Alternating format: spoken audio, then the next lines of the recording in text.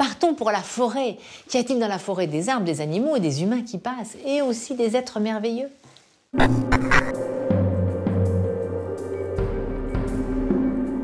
La forêt a toujours excité l'imagination des hommes qui l'ont peuplée de fées, d'elfes, de sorcières et de lutins.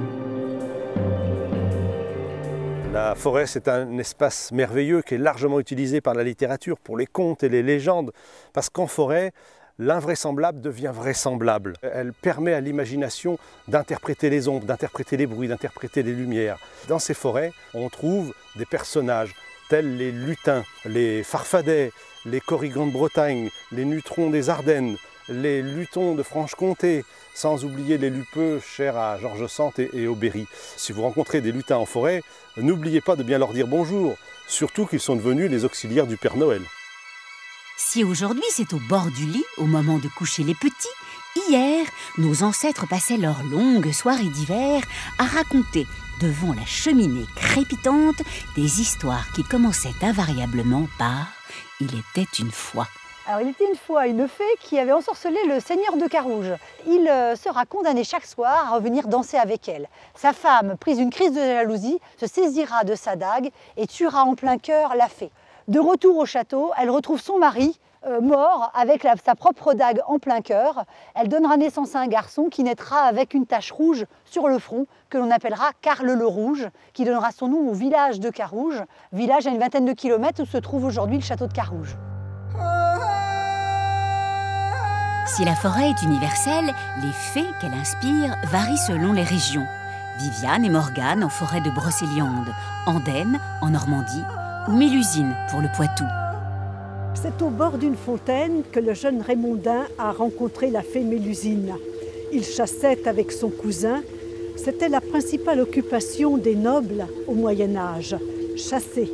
Et dans la forêt profonde, ils ont rencontré un sanglier et Raymondin a tué par inadvertance son cousin. Il était désespéré, il est parti comme un fou sur son cheval et il a rencontré la fée Mélusine au bord de la fontaine. Il l'a épousée et ils ont donné naissance à toute la famille des Lusignans, une grande famille du Poitou. Ici, on est en forêt des Andennes et il y a justement une légende autour de la fée qui s'appelle la fée d'Andenne. On la verrait les soirs de pleine lune. On voit également cette fée qui va se marier avec un seigneur de la région qui s'appelait Ralph d'Argouges. Elle s'était mariée avec lui en lui faisant jurer de ne jamais prononcer le mot mort devant elle. Un jour, elle tarde à se préparer, il monte dans sa chambre, il est très fâché et il lui dit « Mais enfin, tu vas me faire attraper la mort à t'attendre !» Il avait prononcé le mot fatidique, elle s'envole par la fenêtre, elle laissera une trace de sa main sur le montant de la fenêtre et une trace de son pied sur un des créneaux du château de Rannes. On ne la reverra jamais. Les fées, c'était probablement ces prêtresses qui précédaient les druides dans les cérémonies. Ainsi, elles faisaient rentrer le peuple gaulois dans la forêt, cette espèce de cathédrale naturelle.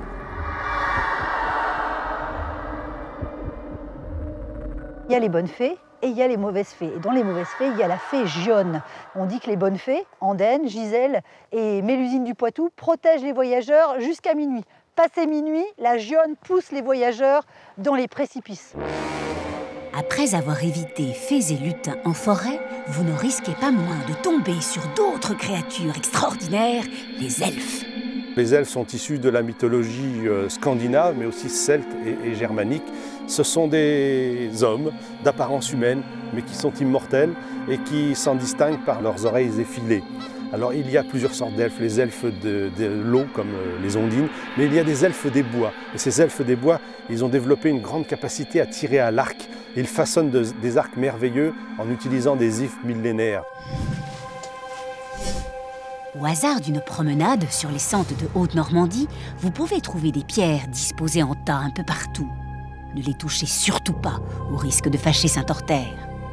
En forêt d'Andenne, on prie Saint-Ortère. Saint-Ortère qui était un saint guérisseur normand qui a vécu au 5e et 6e siècle.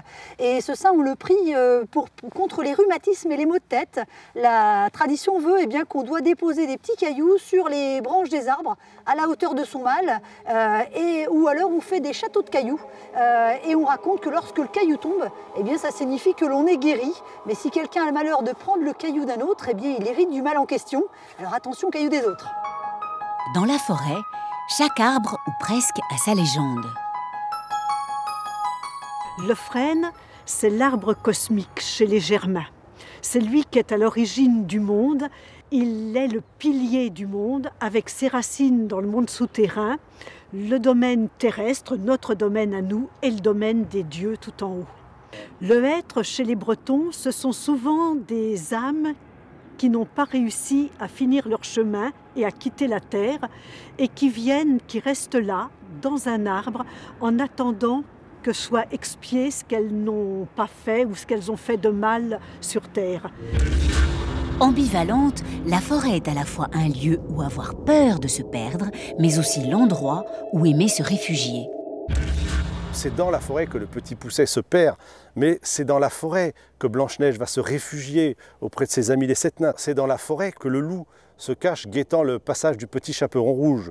Mais c'est aussi dans la forêt que les deux amants, Tristan et Iseult, vont se réfugier. C'est dans la forêt que Merlin va accueillir Arthur et va le former pour que Arthur puisse passer d'une vie d'adolescent à une vie d'homme.